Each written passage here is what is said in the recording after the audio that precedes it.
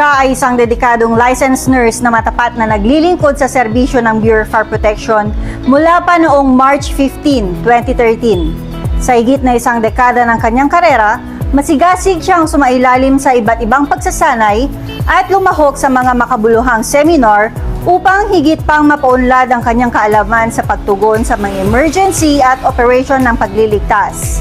Kabilang sa mga natapos niyang pagsasanay ang Collapse Structure Search and Rescue noong January 2025, Aerodome Rescue and Firefighting noong September 2024, Urban Search and Rescue sa National Fire Agency, Taiwan noong September 2024, Tactical Emergency Casualty Care, Swift Water and Rescue Training, Hazardous Materials Awareness, at Basic Life Support with Automated External Defibrillator, Emergency Medical Technician, Water Safety at Rescue Training.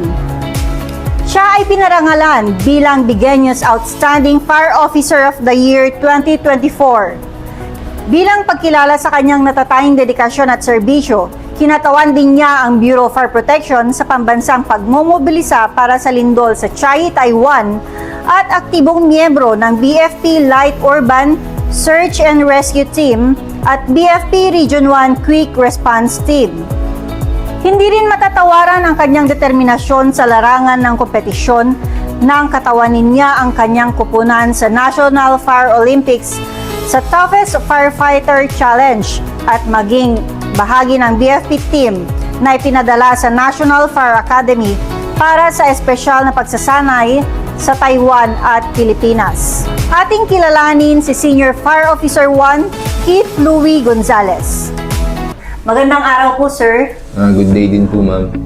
Sir, sa lahat ng malawakang pagsasanay na iyong nasalihan, alin ang pinaka hindi mo malilimutan na may kinalaman sa operasyon at ano ang pangunahing focus o layunin ng pagsasanay na ito?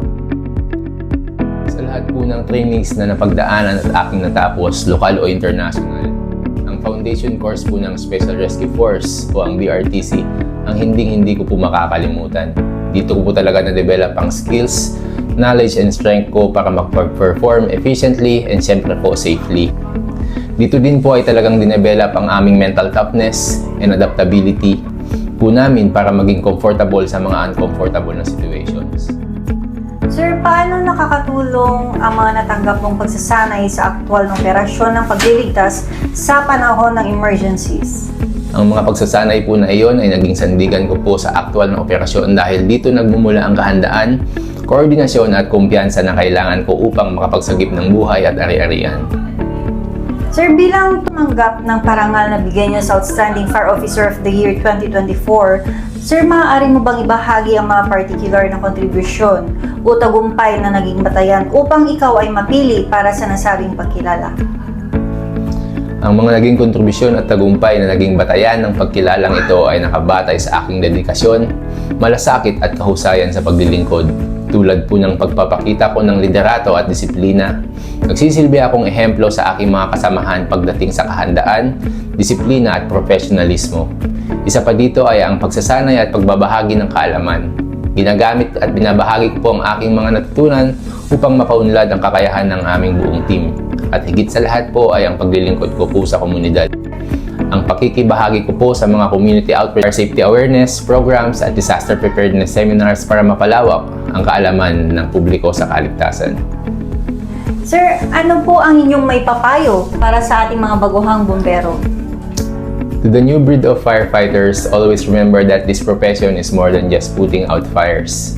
It's about service, sacrifices, and continuous learning. Stay humble enough to listen, brave enough to face danger, and disciplined enough to train every single day. Never stop improving your skills because one day, someone's life will depend on your preparedness. Respect your seniors, learn from their experiences, and above all, keep the passion alive. Ang kanyang walang sawang dedikasyon, malawak na karanasan sa pagsasanay at mga parangal na natamo ay patunay ng kanyang matibay na pangako sa kahusayan, kabayanihan at tapat na paglilingkod sa bayan bilang isang bumbero at tagapagligtas. Sir, maraming salamat po. Thank you very much din po, ma'am.